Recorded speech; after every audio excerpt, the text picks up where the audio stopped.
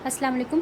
आज का हमारा जो दूसरा टॉपिक है सीवीएस से रिलेटेड, उसमें हम बात करेंगे electrical activity of the heart. शुरू करने से पहले कुछ इंपॉर्टेंट पॉइंट्स हैं जो एमसीक्यूज़ में यकीनन आ जाते हैं, तो आप वो बेशक नोट कर लो। मैंने इधर लिखे हुए हैं। Resting membrane potential of sinus node, ये कितना होता है? -55 to -60 millivolts. Resting membrane potential of ventricular muscles -85 to -95 millivolts. Threshold skeletal muscles के लिए कितना था? -65 मिलीवॉल्ट्स। और ऐसे नोडल मसल्स के लिए थ्रेशोल्ड कितना है? -40 मिलीवॉल्ट्स। ये चार चीज़ें जो आपको याद होनी चाहिए। उसके बाद ये बहुत इंपॉर्टेंट है, ये अक्सर एमसीक्यूज़ में आपको या वाइवे में पूछ लेते हैं आपसे। एसए नोड और एवी नोड की डीपोलराइजेशन जो होती है वो किस आयन पे डिपेंड करती है? वो कैल्शियम डिपेंडेंट है। एट्रियल और वेंट्रिकुलर मसल्स की डीपोलराइजेशन सोडियम डिपेंडेंट है। और परकिंजी फाइबर्स की जो डीपोलराइजेशन है वो भी सोडियम डिपेंडेंट है। ये आपने याद कर लेना है। अब हम कार्डियक मसल्स के बारे में सेल के बारे में थोड़ा डिस्कस कर लेते हैं।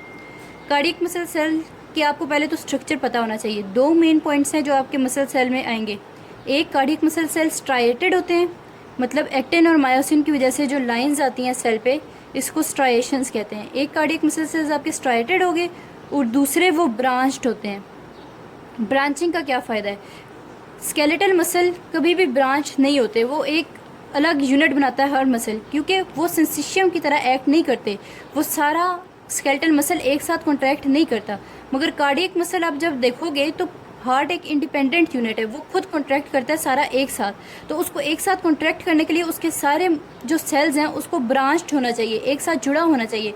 तो इसलिए ब्रांचिंग एग्जिस्ट करती है कार्डियक मसल सेल में। एक कार्डियक मसल सेल स्ट्राइएटेड हो गए और एक ब्रांच्ड हो गए।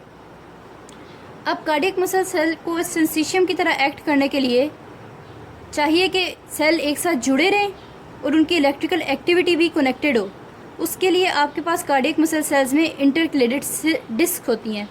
ये आप डायग्राम में देख सकते हो। इंटरक्लेटेड डिस्क मैंने बनाई है। इंटरक्लेटेड डिस्क के दो पार्ट होते हैं, एक होते हैं डेस्मोसोम्स और एक होते हैं गैप जंक्शंस। डेस्मोसोम्स का क्या फंक्शन है? डेस्मोसोम्स जो होते हैं वो मैकेनिकली आपके दो सेल्स को होल्ड करते हैं। मतलब आपका अगर कॉन्ट्रैक्शन हो रही है तो दो सेल एक दूसरे से अलग ना हो जाए, टूट ना जाए, तो इसलिए उसको मैकेनिकली होल्ड करने के लिए आपके पास डेस्मोसोम्स होते हैं। दूसरी आपके पास जो चीज़ होती है इंटरक्लेटेड डिस्क में, वो होती है गैप जंक्शंस। गैप जंक्शंस आपके पास इलेक्ट्रिकली कनेक्ट करने के लिए होते हैं सेल्स। मतलब आपकी एक सेल की एक्शन पोटेंशियल आ गया, वो डीपोलराइज हो गया, तो उससे आयंस जो है दूसरे सेल में ट्रांसफर होंगे थ्रू गैप जंक्शन। ये इलेक्ट्रिकल कनेक्शन गैप जंक्शंस की वजह से है और मैकेनिकल कनेक्शन जो है वो डेस्मोसोम्स की वजह से है। अच्छा, कार्डियक मसल सेल्स में साइनैप्स नहीं होते। साइनैप्स इसलिए नहीं होते क्योंकि उसके सारे मसल सेल्स एक साथ जुड़े हुए हैं। साइनैप्स स्केलेटल मसल में होते हैं, कार्डियक मसल सेल में नहीं होते। तो ये हो गया। ये डायग्राम में डेस्मोसोम्स मैकेनिकली होल्ड करने के लिए, गैप जंक्शंस हैं इलेक्ट्रिकली कनेक्ट करने के लिए। ठीक है, ये ओपन आयन चैनल्स होते हैं। ये आपके पास कार्डियक मसल सेल्स का हो गया थोड़ा बहुत। अब हम आगे बढ़ते हैं। अच्छा, अब हम अपना electrical function of the heart शुरू करने लगे हैं। आपको पता होना चाहिए कि हार्ट जो है वो फंक्शनल सिंसिशियम के थ्रू एक्ट करता है। सिंसिशियम, साइनेसिटी का लफ्ज़ आपने सुना होगा। कॉन्टीन्यूटी मतलब कोई चीज़ एक कॉन्टीन्यूस काम कर रही है, सेल्स जुड़े हुए हैं, वो एक साथ कॉन्ट्रैक्ट कर रहे हैं, उसको आप सिंसिशियम कहते हो। कि cells contract as a single unit, heart contracts as a single unit. ठीक है, मतलब एक सेल डीपोलराइज हो गया, उसमें करंट आ गया, तो उससे बाकी सारे सेल्स में स्प्रेड हो जाएगा और वो सारे सेल्स जो हैं एक साथ कॉन्ट्रैक्ट करेंगे, जो कार्डियक मसल सेल्स हैं। उसके बाद हार्ट में दो सिंसिशियम होते हैं, एक एट्रियल सिंसिशियम और एक वेंट्रिकुलर सिंसिशियम। हम शुरू से पढ़े हैं। पहले एट्रिया जो होते हैं वो साइमल्टेनियसली कॉन्ट्रैक्ट करते हैं और वेंट्रिकल्स में खून जाता है, तो ये एक सिंसिशियम बना देते हैं। और जब वेंट्रिकल्स दोनों साइमल्टेनियसली कॉन्ट्रैक्ट करते हैं और वो फिर पल्मोनरी वेन और आओर्टा में ब्लड सेंड करते हैं, तो वो दूसरा सिंसिशियम बना देते हैं। ठीक है, ये सिंसिशियम की एक डेफिनेशन होगी। उसके बाद आपके पास आ जाता है intrinsic conduction system of the heart. Intrinsic मतलब अपना, किसी चीज़ का ज़ाती होना। कंडक्शन, इलेक्ट्रिकल कंडक्शन जो है वो सिस्टम।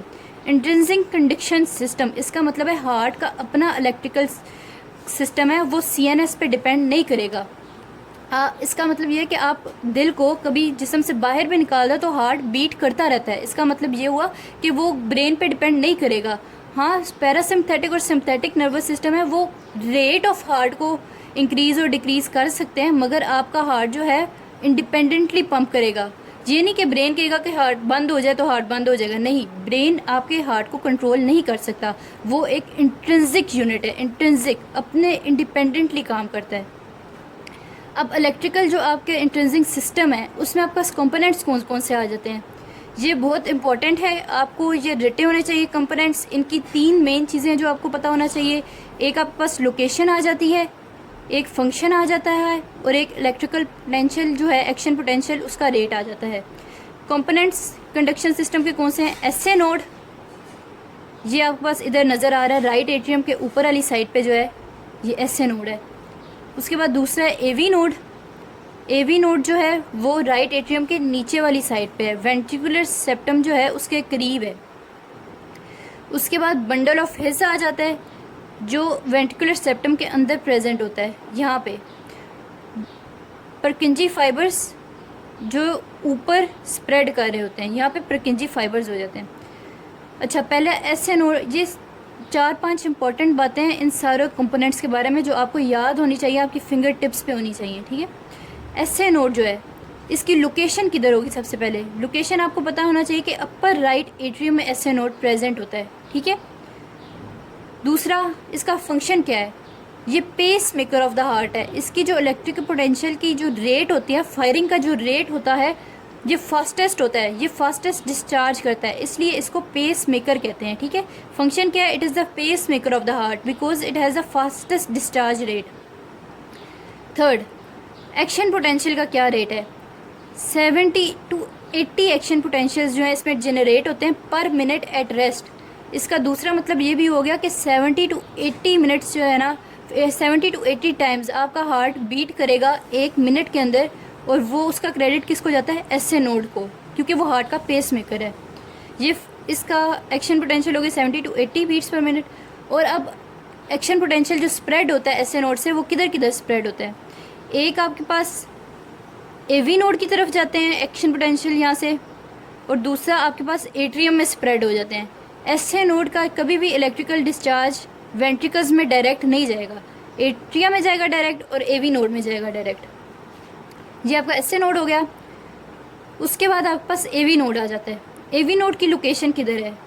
इसकी लोकेशन है at the lower right atrium. SA node upper right atrium में था और एवी नोड जो है वो लोअर राइट एट्रियम में है। Atrioventricular node is present in the lower right atrium near the ventricular septum. ये इसकी लोकेशन है। इसका फंक्शन क्या है? इसका मेन फंक्शन ये है कि ये slows down the electrical passage between atria and ventricle. जब भी आपके पास एवी नोड में करंट आता है तो वहाँ पे आपके पास डिले हो जाता है, इलेक्ट्रिक जो करंट है वो डिले हो जाता है, और थोड़ी डिले के बाद तब वो वेंट्रिकल्स में पास करता है। अब ये डिले कितने टाइम का है ये आपको पता होना चाहिए, ये एमसीक्यूज़ में आएगा।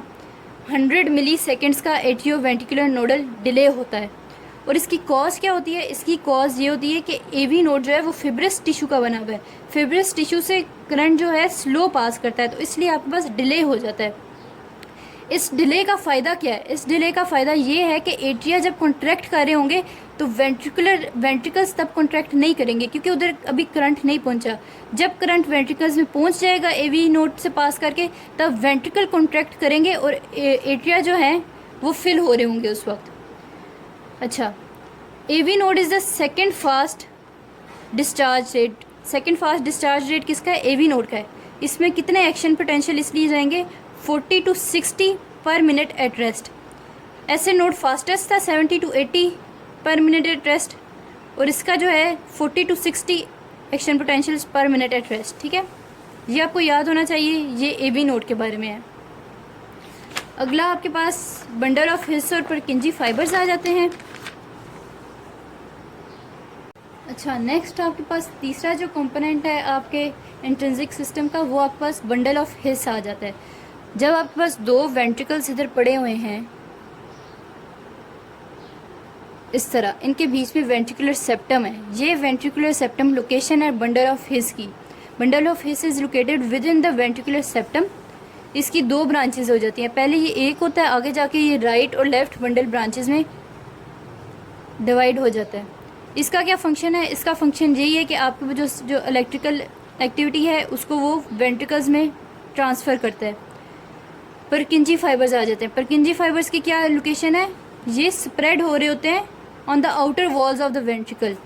ये जो वॉल्स हैं वेंट्रिकल्स की आउटर, इनमें आपके पास परकिंजी फाइबर स्प्रेड हो रहे होते हैं। और इनका क्या फंक्शन है? इनका ये फंक्शन है कि इन्होंने वेंट्रिकल्स के आउटर साइड जो है वहाँ पे सारा करंट ट्रांसपोर्ट करना है।